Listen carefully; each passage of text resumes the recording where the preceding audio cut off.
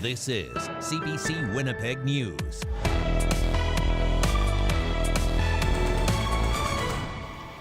Good evening. Thank you for joining us. Manitoba's provincial election campaign got officially underway today.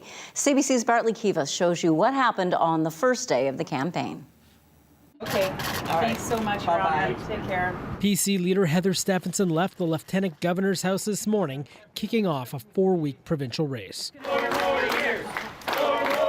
Stephenson's first campaign announcement involved a promise to balance the provincial budget by 2025 and to cut the income tax rate on the lowest tax bracket in half by 2027. That would bring it down from 10.8% to 5.4%. This would cost the province $150 million a year. We are the only ones with a plan and a vision to make your lives better. NDP leader Wab Kinew asked why Stephenson waited until an election to make these promises. The Premier of Manitoba seems pretty desperate.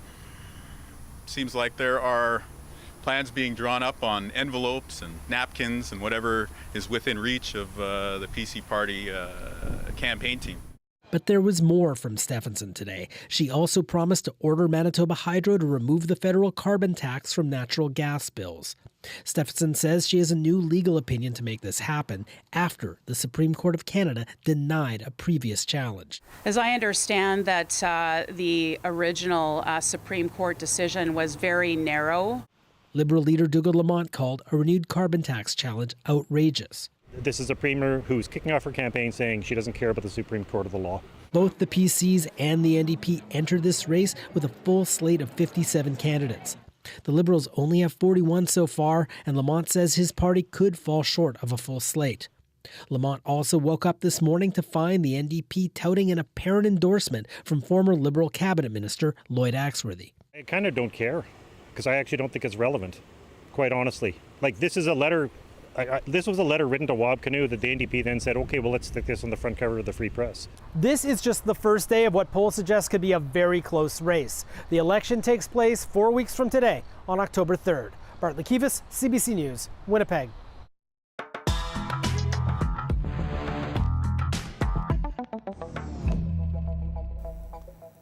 Elitist, relatable, and who? Those are some of the answers CBC and Probe Research got when they asked Winnipeg voters to describe Manitoba's political leaders.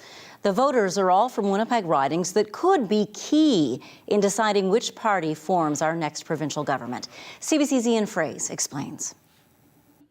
Voters from across Winnipeg, mic'd up and unfiltered.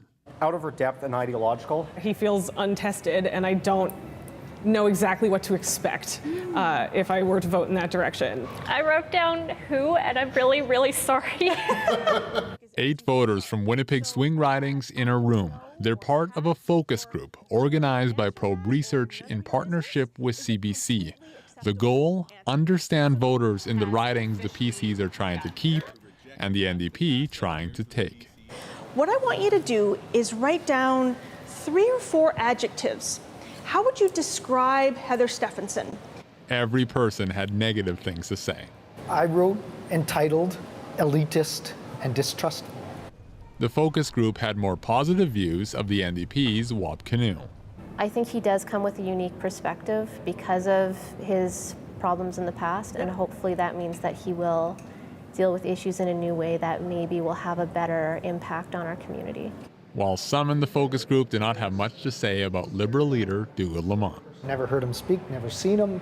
A political scientist says party leaders have a lot of sway. On the tails of the leader, those seats move. The NDP will need a lot of Tory-held seats to flip.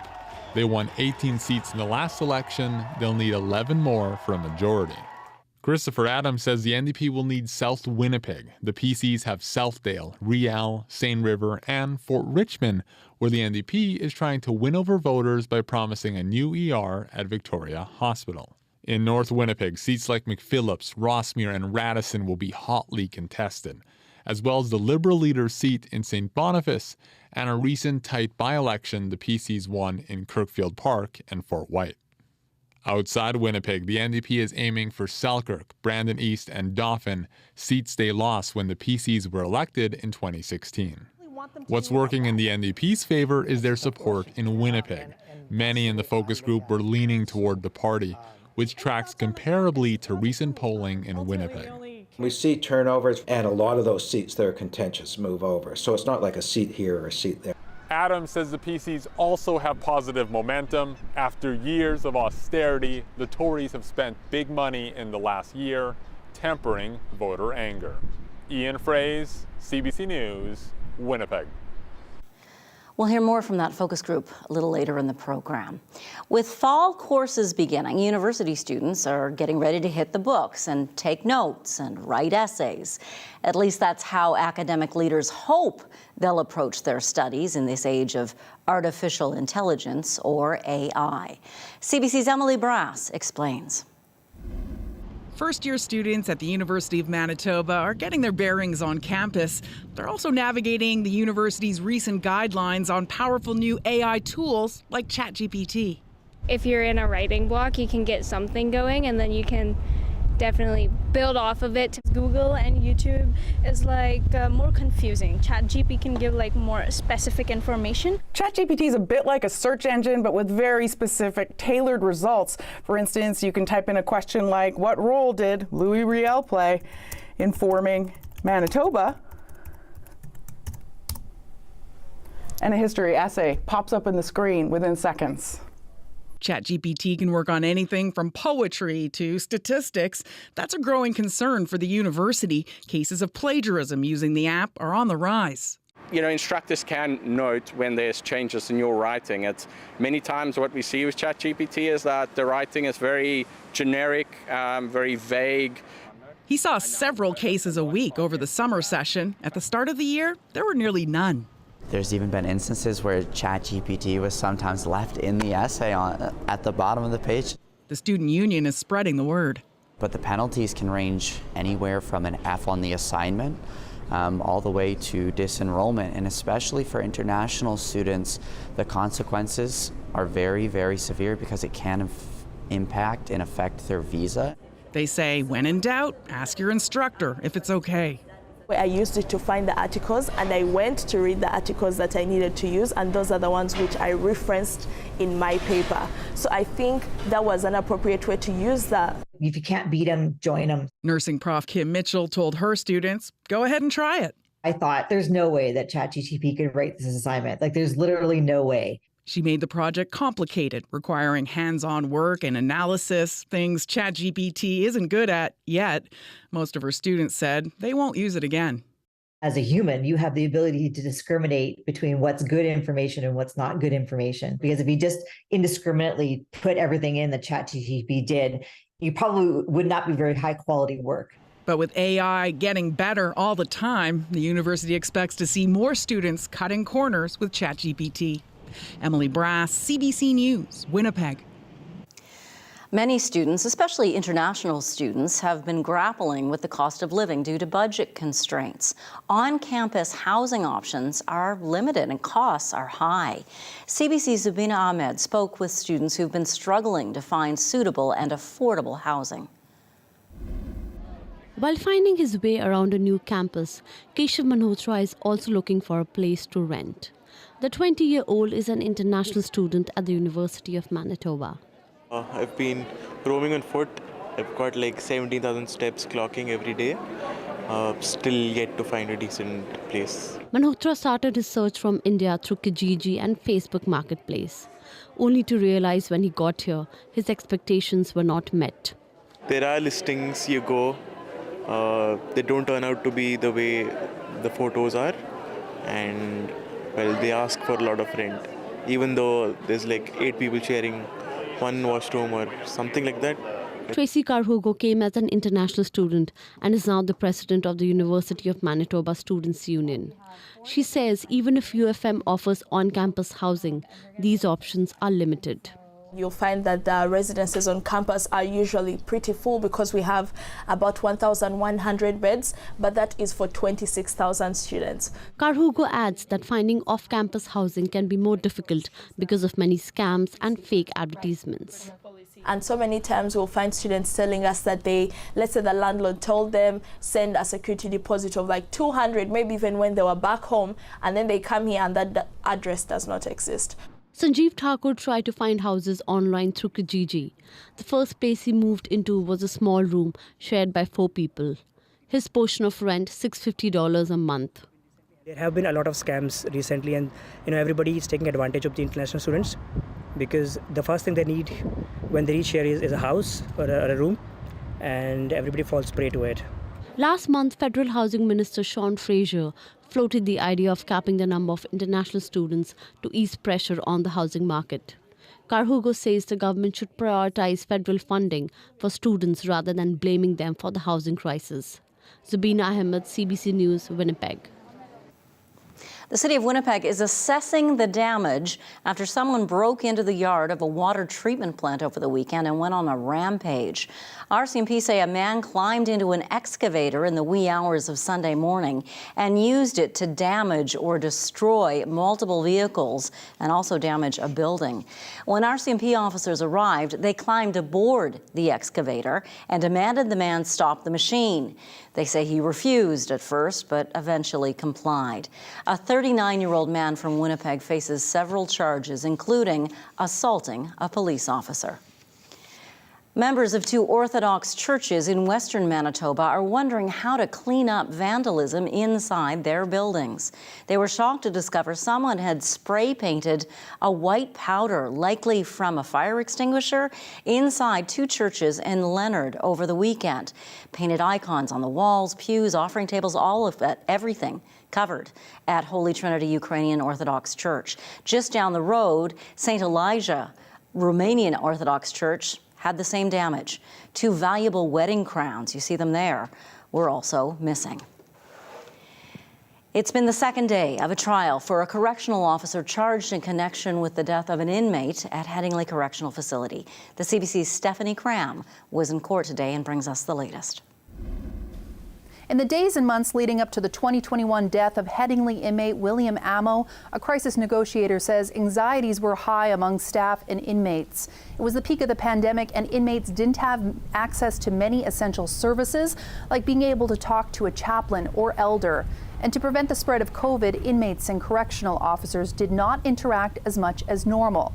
Crisis negotiator Michel Jolicoeur told the court the moment he arrived on February 7th, 2021, Amo seemed agitated and threatened him and other correctional officers. He says Amo told him he wouldn't go peacefully and that officers would have to kill him. Jolicoeur testified that at the time there was a meth crisis in the jail and says Amo's actions align with behavior of someone going through a drug-induced psychosis. However, no evidence was presented to say that he had taken any substances. After hours of trying to calm down Amo, about a dozen officers swarmed the 45-year-old inmate. After being restrained in a chair, he lost consciousness. Robert Jeffrey Morden is charged with criminal negligence causing death and failure to provide the necessities of life. The court also heard from paramedic John Kirawak. He says he was dispatched to the scene because an inmate was harming themselves. When he arrived, he found Amo unresponsive with no pulse. After about 5 minutes, Kirawak and his partner were able to establish a pulse. Amo was transported to Grace Hospital in Winnipeg. A week later, he was taken off of life support and died. The trial continues tomorrow. Stephanie Cram, CBC News, Winnipeg. A 63-year-old woman was found dead in Brandon's Highland Park Mobile Home Estates over the weekend. Police immediately arrested a 42-year-old man who was inside the home. Stephen Titart is charged with second-degree murder in the case. Hundreds of people rallied yesterday to show their support for organized labor. Union groups and workers marched from Memorial Park in Winnipeg to the Canadian Museum for Human Rights on Labor Day. This has been a turbulent time when it comes to labor relations in the province, with this rally happening in the middle of the Manitoba public insurance strike. That started a week ago. Land titles office workers are also off the job, and civil workers are threatening job action. Liquor Mart employees just accepted a new deal after weeks of job action. Union leaders agree it has been a summer of job action, but unions say they're banding together to show each other support. Personally, I've seen nurses supporting federal employees, teachers, liquor and lottery workers, and anyone else who's on a picket line this summer, and it seems like there's a picket line everywhere. I've been able to walk with many of those unions that are on strike, and I've had some great conversations with fellow union members. It truly has been a summer of solidarity.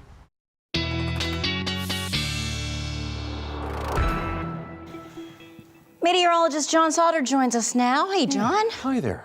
We've got an air quality statement. Yes, I noticed the buildings just over your left shoulder there, Janet, are kind of, hazy, and it's been kind of like that all day. And we're going to get into how the visibility has been affected through the day today. But yes, still have an air quality statement in effect. Let's look at the latest, because this has been changing a little bit. Earlier today, this air quality statement was well to the north and included southwestern Manitoba as well. Now just the southeast and off into northwestern Ontario, there's a frontal system that's moving through. It's just going to kind of push this smoke back to the east and to the northeast. So yeah, things are expected to improve, and the rain did help a little bit. Now, these amounts are what I could find earlier today, mostly on the Coco-Roz network, 12 to 15 in Winnipeg, about 14 in Sanford, 15 to 19 in Steinbach. But really, Winnipeg was on the western edge of the main band of rain, and areas like Kenora were on the eastern edge of the main band of rain. So the southeastern sections of Manitoba, areas like Sundown and down through Sprague, picked up more like 26 millimeters. To our southwest, Pilot Mountain picked up 23 millimeters. You look at satellite and radar now, we're just on the edge of this cloud that will continue to clear out for tonight. But visibility has dropped again all of a sudden. We're down to only 600 meters now at the airport, and that is in smoke. Got to 19, the forecast high. Now we're at 18 degrees, and winds today have been 33, gusting to about 45 kilometers per hour. And we're starting to lose that gust factor. The yellow color, that is the thicker smoke, and you can see as we head through the night tonight and on into tomorrow, it does dissipate some. So yeah, we'll also see the cloud moving on out and the rain moving farther to the east. So clear skies for the most part on Wednesday. More of a sun cloud mix across the north, and in the afternoon may see a stray shower in the northwest. And then on Thursday, a separate system brings a higher chance of showers through central Manitoba, through the north, and a trailing front that may bring us an isolated shower late in the day on Thursday, perhaps on into the evening hours. But generally, the air mass is a more stable one that will provide us with more in the way of dry weather and sunshiny weather as we head through the next, the rest of this week, weekend, and early next week. And that'll be good if there's any harvesting left to do, because the fields are a little wet after this morning. So expect evening clearing, a low tonight of 8. Sounds cool after the weekend, but that's the normal low, 11 in the morning, and the normal high is 20 degrees. And tomorrow we'll have that with sunshine and a lot less wind.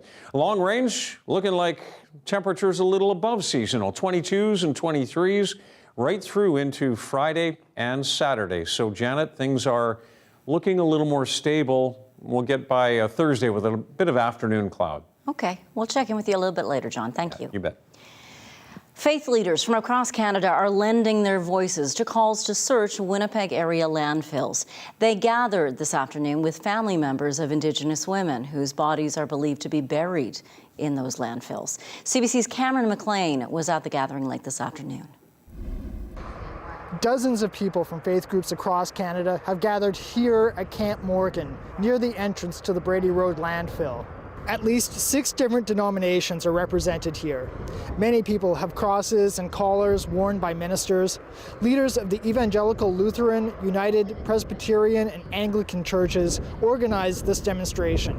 They want to be in solidarity with the families of Indigenous women whose bodies are believed to have been dumped here at Brady and at the Prairie Green landfill. There are also representatives here of the Mennonite and Catholic churches. I spoke to Michael Paul, the executive minister for the Mennonite Church of Manitoba. We have been called by Jesus to care for those who are considered the least in the world. We're called to love our neighbor as ourselves, and we see this as really something that we can do as a church for that. Earlier, the leaders and people from congregations gathered with the families inside the wigwam that has been set up here. They each spoke about their reasons for coming out in support, many of them saying this is a chance for reconciliation between faith groups and Indigenous people. The families of Morgan Harris and Mercedes Myron have been calling for a search after police said they believe their bodies were dumped in the Prairie Green landfill. They are believed to be the victims of a serial killer who is also charged in the deaths of 2 other women. Cameron McLean, CBC News, Winnipeg. The trial begins for 2 of the main organizers behind the trucker convoy that snarled downtown Ottawa back in early 2020. We'll bring you today's latest after the break.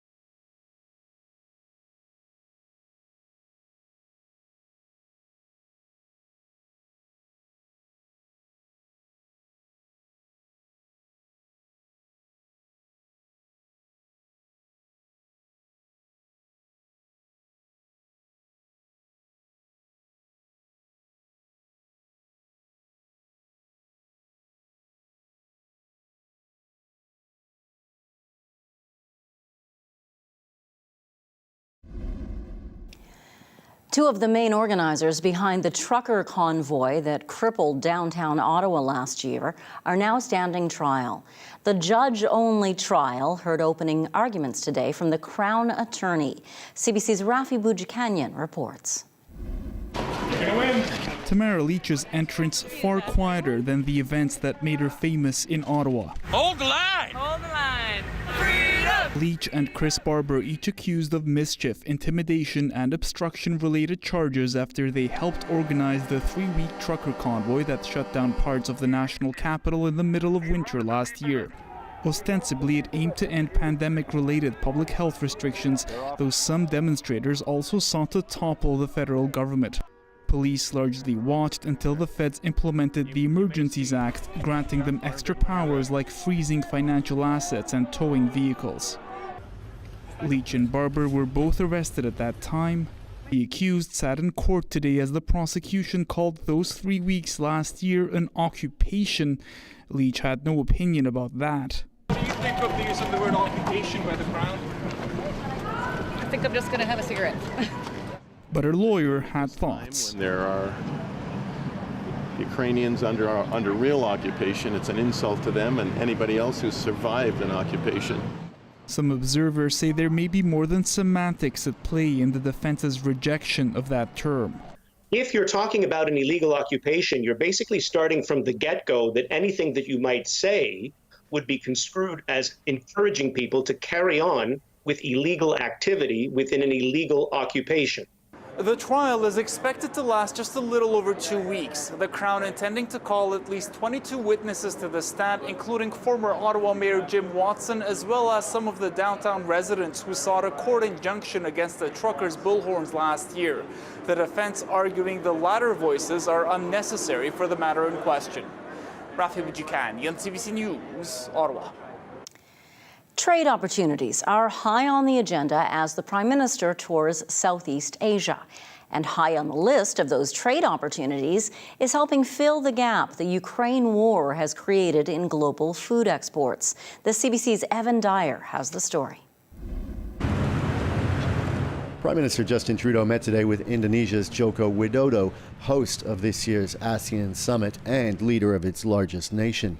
Canada is negotiating a free trade deal with Indonesia, as well as another one with the whole ASEAN bloc, and has appointed a new Indo-Pacific trade representative, Ian MacKay. Canada is investing extraordinary resources, people, time, money, to build our presence in the region. Canadian trade with Southeast Asia last year was 29% bigger than the year before, with over $40 billion worth of goods exchanged. It's a rate of growth MacKay says he hopes to continue. This is a place where everybody's going. And I think Canada is so well positioned at this moment to take advantage of the economic opportunities here. This will resonate for decades and decades. The region includes several countries that are heavily dependent on food imports, and the cost of that food has increased because of the Ukraine war, which has hit exports from a breadbasket of the world. This week, Turkey's Recep Tayyip Erdogan met Vladimir Putin to try to persuade him to reinstate the Black Sea Grain Initiative, under which Russia had pledged to allow ships to safely load grain at Ukrainian ports. But Putin said no, and Russia launched new attacks on the Ukrainian grain port of Odessa. International Trade Minister Mary Ng says Southeast Asia is ready to buy more food from Canada. Think about Canada and the farmers and the producers in Canada, and think about what they're looking at in terms of growing into a market like this. This is 670 million people. Tomorrow, Prime Minister Trudeau wraps up his time in Jakarta meeting with the leaders of Malaysia, the Philippines, Australia, Vietnam, and South Korea before heading on to Singapore, where Canada has opened a new trade office. Evan Dyer, CBC News, Jakarta. Well, another high-profile trial got underway today. It's of the man accused of deliberately running down a Muslim family in London, Ontario, in June of 2021. The man has pleaded not guilty to multiple murder charges. CBC's Chris Ensing has the details. The accused stood before potential jurors today wearing black dress pants and an untucked dress shirt. Nathaniel Veltman did not speak as the justice read out the charges. 4 counts of first-degree murder, 1 count of attempted murder. He pleaded not guilty through his lawyers. He's on trial for the murder of 4 members of the Afzal family. Just over 2 years ago, the Afzals were out for an evening stroll near their home when they were struck and killed by a person driving a pickup truck. 15-year-old Yumna Afzal, her parents, Medea Salman and Salman Afzal, and the family matriarch, Talat Afzal, were killed. Police arrested Nathaniel Veltman in a parking lot nearby. Thousands marched and rallied in support of the Afzal family and to denounce Islamophobia. A judge moved the trial to Windsor from London, the reasoning covered by a publication ban. The trial will be broadcast to a London courthouse, allowing people to watch. As a jury was selected inside, outside, members of the National Canadian Council of Muslims called for justice. Ultimately, we are looking for justice for our London family and for our community to feel protected, to feel safe, and to know that our justice system will do what is necessary to deter this from ever happening again. This moment must be a catalyst for change so that all of us in this country feel safe just doing ordinary things in our communities.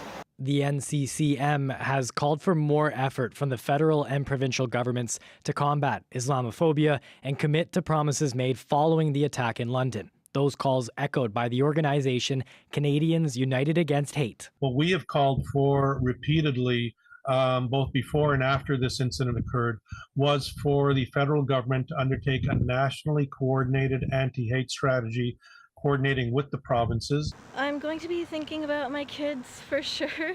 Here in Windsor, this organizer, who spoke at the annual walks to honor the Afzaal family, is bracing for a trial that may be re-traumatizing. Really important to stay vigilant and to check on your Muslim neighbors or Muslim friends maybe, because a lot of feelings will be coming back with the trial being in Windsor as well. Opening arguments are expected to start next week. Lawyers say that this trial could last 3 months. Chris Ensing, CBC News, Windsor, Ontario.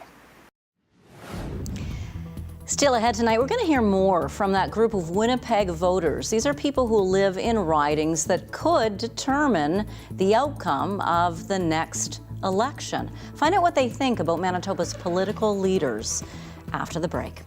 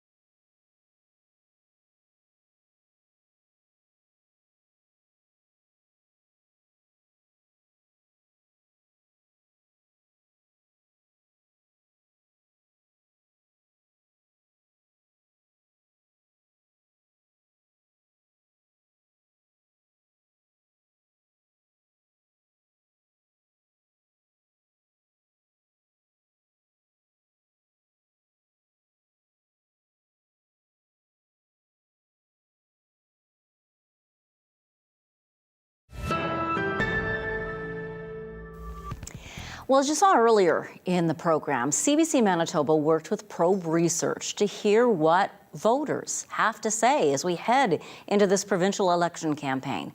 We gathered together a group of voters who live in hotly contested ridings and had them offer their perspectives on the leaders of Manitoba's three main political parties. Here's a longer excerpt of that discussion. We're going to start with Heather Stephenson, the Premier of Manitoba, the PC leader. I think we all know who she is. What I want you to do is write down 3 or 4 adjectives. How would you describe Heather Stephenson? One of them is kind of a follower. I feel like she's kind of mentioned right off the hop when she became leader that she was going to be a little different than the previous leader. And she's done some things, but I still feel like she's done a lot of the same. Okay. So that's my reasoning for follower. Another word I wrote, robotic. I feel like she doesn't show a lot of emotion. Okay. Those two are maybe a little on the negative, but which is totally fair. But anything more positive about her?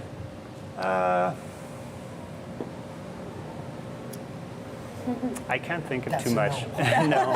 Okay. I wrote entitled, elitist, and distrustful. Okay. Distrustful. Well, I distrust her. I feel like she doesn't represent me and my family. And part of that is intertwined with the party she's involved with. Okay. But she just doesn't come across as being in touch with my concerns and issues. It's not very nice, but I find she's very forgettable. Forgettable, okay. I looked her up 2 or 3 times knowing I was coming to this, and I still kept forgetting her name because I'm just not hearing anything about her. I see her being absent and lacking sort of the charisma. The one thing that's going to stick to her, like gum to a bottom of a shoe on a hot summer day, is going to be that stupid remark about her kids' hockey tournament that they won while they're talking about and having a serious discussion and questions about an individual that had passed away as a result of being transferred out of the province. Okay. That, to me, is a complete disconnect, not only in terms of your role and your issues of the moment, but in terms of, what's really important. And I have to be fair, that was a moment, and I'm pretty sure she's learned from that. I mean, I compare that to when she was the Justice Minister. I mean, she had an agenda, she had a plan, she pushed through lots of legislation, she pushed through a lot of positive changes. I saw more of her being positive in that context, in terms of driving those policies and those changes, than I have seen in terms of her leadership. And I want to know what words, phrases, impressions come to mind about Wab Kinew, the NDP leader, the leader of the opposition. If you look at the personality, good or bad, like charismatic and not bland. Not bland. First one I used was pragmatic. The reason I said that is because he was quick to nip in the bud that he was not going to defund the police in any sort of way, contrary to the narrative that the PCs were trying to portray with him. Second is sincere. He just gives off a sincerity aura about him. Okay. Third word is accountable. And that relates to his willingness to address his past. He admits that he's had issues with the law in the past, and we all know that we can't go back and change the past, but we certainly can and should learn from it. And he has, demonstrating himself as someone who, despite an unfortunate series of events, and I don't know what those events were that led to him being involved in the criminal justice system. He's willing to address it and said, yeah, it was in my past. I own it. This is how I'm moving forward. Being a good role model for his 2 kids and others in his community. He's very charismatic. He knows how to talk to people in a respectful way. Very passionate about what he believes, and he shows that emotion, I find. And for the people, obviously, he seems to think for Manitobans in general, not just his own self-serving kind of ideas. I don't want to hear why I shouldn't vote for the other guy. I want to hear what you are going to do for me.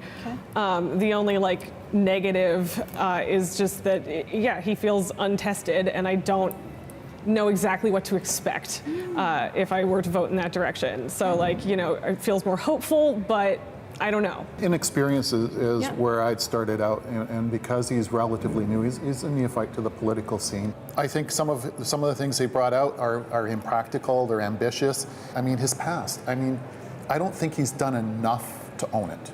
Okay. And I know what he's done. You've seen the record.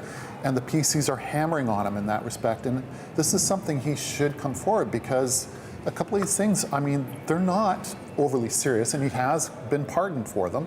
But as a political entity, he's got to own them. He says he's gone through that.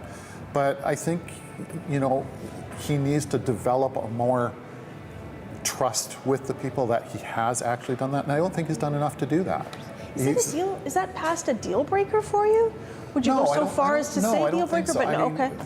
I mean, it's DUI and domestic abuse. Yeah. I mean, there are errors that people make along the way. I don't think we need to hold that to them. But again, this is an issue, like that sticky gum issue for Heather Stephenson and her flippant remark, really bad timing. And it's about owning it. Can we do this yet again, the same exercise? Give me all of those words that come to mind about Liberal leader Dougald Lamont. Manitoba Liberal leader Dougald Lamont. I wrote down who, and I'm really, really sorry. Traditionally speaking, I feel like Manitoba hasn't had a strong Liberal history. Yep. I even started writing the wrong name for this, and I just saw his name today on a bus stop, so I know absolutely nothing about him at all. Did the name Dougald Lamont, have you heard that name before at least? Not before yesterday. Okay, fair. Yeah. Okay, that's totally fair. Yeah. Alyssa, tell me. I'm in the exact same boat. Okay. Except I hadn't heard his name until you just said it, so. This was the first time you heard the name Dougald Lamont? The first time I've registered it anyway. Oh, okay. I know who Dougald Lamont is. He's quite intelligent, he's quite articulate. Certainly, what I would consider someone that would be in a respectable leader position. If I had my druthers, I'd sooner vote for Dougald as leader versus any of the other two leaders. I think he would probably be a little bit more in that respect. Dougald Lamont is someone who is very articulate, as Jeff said, and very practical in his policies, but the NDP have eaten the Liberals' lunch for decades in terms of policy, and the Liberals have just become so indistinguishable in Manitoba politics, which is unfortunate.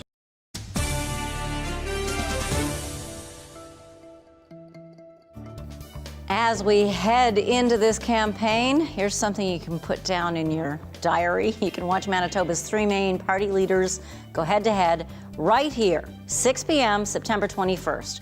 We'll be teaming up with CTV and Global to bring you an hour-long, commercial-free provincial leaders debate, so you can watch them all head-to-head and decide who you like. It will be moderated by Mary Agnes Welch from Probe Research. You just saw her in that last item. And there will be questions also by a panel of journalists. We'll also bring you live analysis immediately following the debate at 7 p.m. You can watch that on our website and on our CBC Manitoba YouTube channel.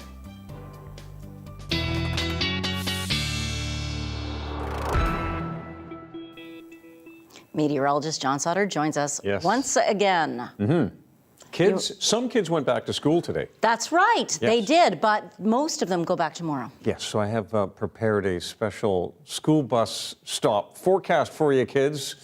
I remember when I was going to school on the first day, it was rubber boots, and I walked through every puddle I could find. Not happening tomorrow. It will be mainly sunny and dry as the kids hop on the bus at 11 degrees in the sunshine. At least that's here across southern Manitoba.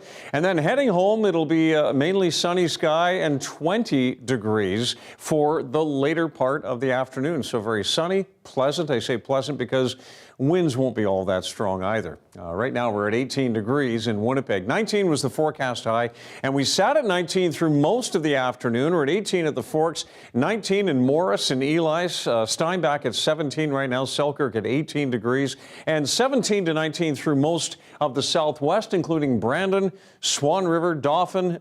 Back to the east, not getting a report out of Pinawa at the moment. Kenora at 15, same with Red Lake, and it's 16 a little farther north in Barons River. And across the north, 8 right now in Churchill, 13 in Thompson, 16 in Norway House, and mid-teens in the west. And now we look at tonight's forecast for southern Manitoba and northwestern Ontario, also the north in a second here, but a chance of showers overnight. We could see some lingering thunderstorms farther east. Same system that was rolling through southeast Manitoba and northwestern Ontario overnight. It's just a little bit farther to the east. We'll see clearing skies here across the southeast and lows in the single digits, but this is pretty close to the seasonal normal.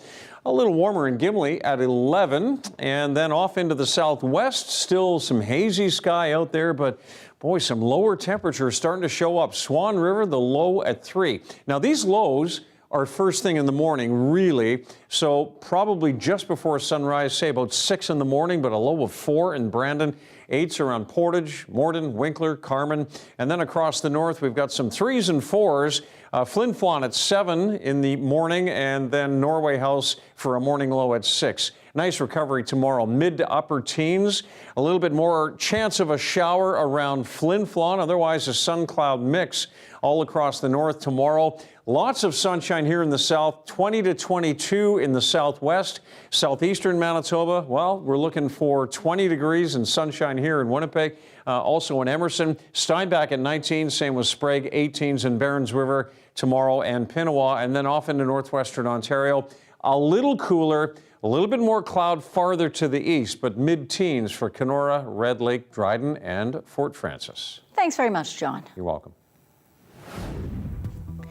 This year's CBC Massey Lectures start tonight right here in Winnipeg. We'll speak with the lecturer, Astra Taylor, herself a Winnipegger, about the age of insecurity coming together as things fall apart.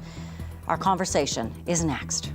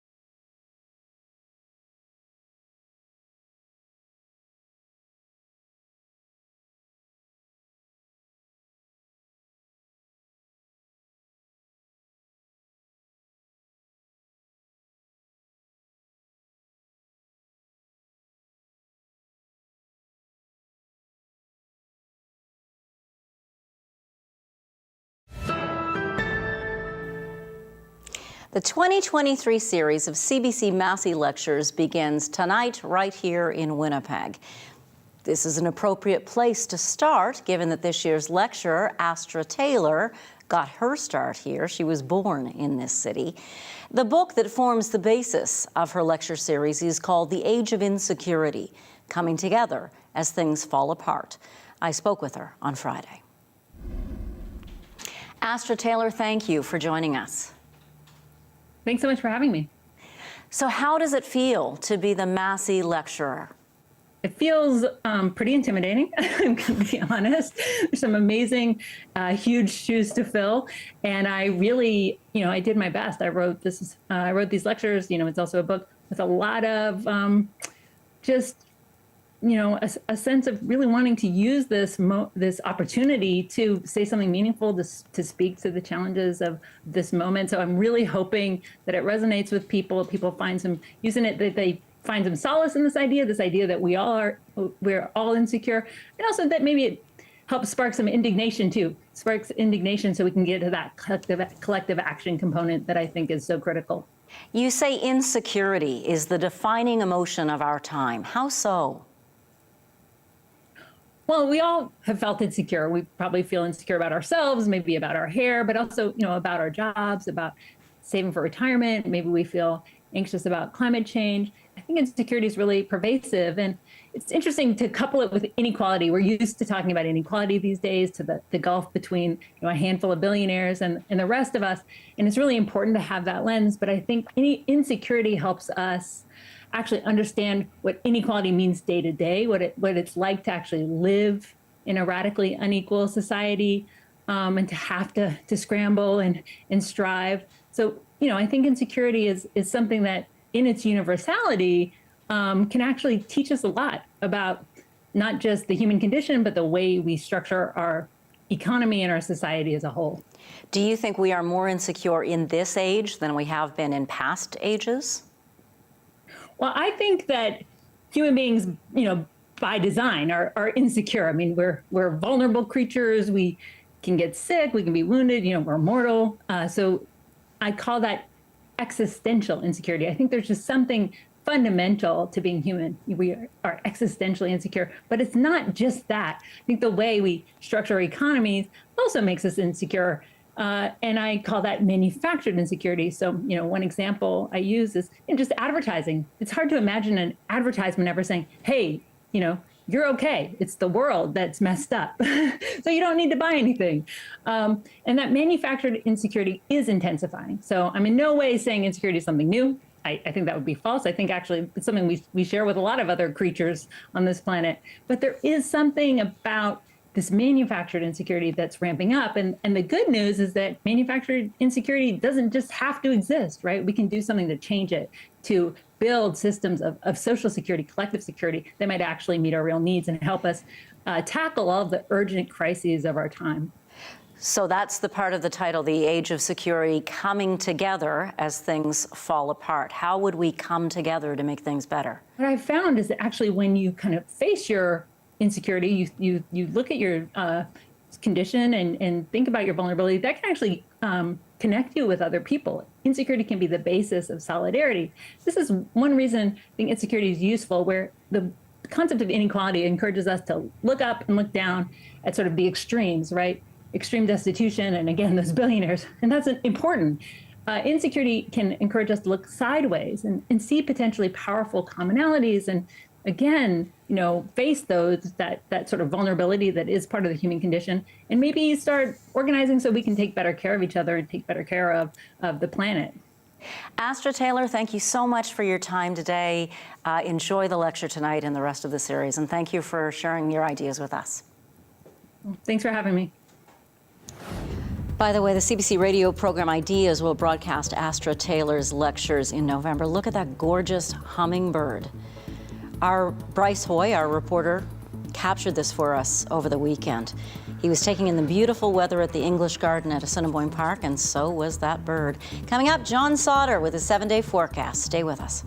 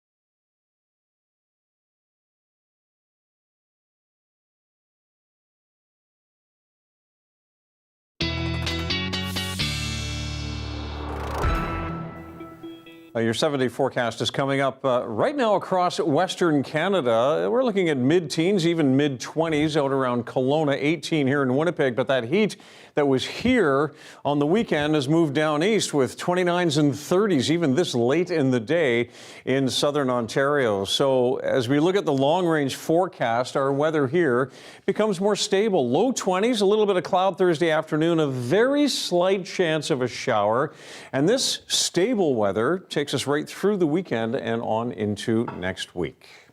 A man in Windsor, Ontario got quite a surprise in his garden over the summer, a 4-meter sunflower that popped up out of nowhere. He didn't plant it. He I didn't guess plant not. it. It's 12 feet high. Yeah. For tonight's Daily Lift, we're going to have to look way, way up.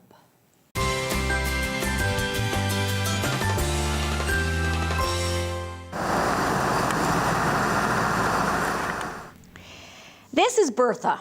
Yes, the plant's name is Bertha. David Garlick says they think a squirrel probably dropped the seed, thus planting this thing in May. At first, he thought Bertha was a weed, but he decided to let it grow and just see what happened. Garlick says he staked Bertha when she was less than a meter tall and just continued to water her. The region has also received a lot of rain, so Bertha got her name when Garlick said, "Wow, what is this?" Posted pics online, and a former student made the suggestion. That's in Windsor, Ontario. That's amazing. That's the biggest sunflower I think I've ever seen. Thanks, squirrel, Yeah. is what you'd say. Thanks for being with us as we had a full hour once again. We'll see you tomorrow.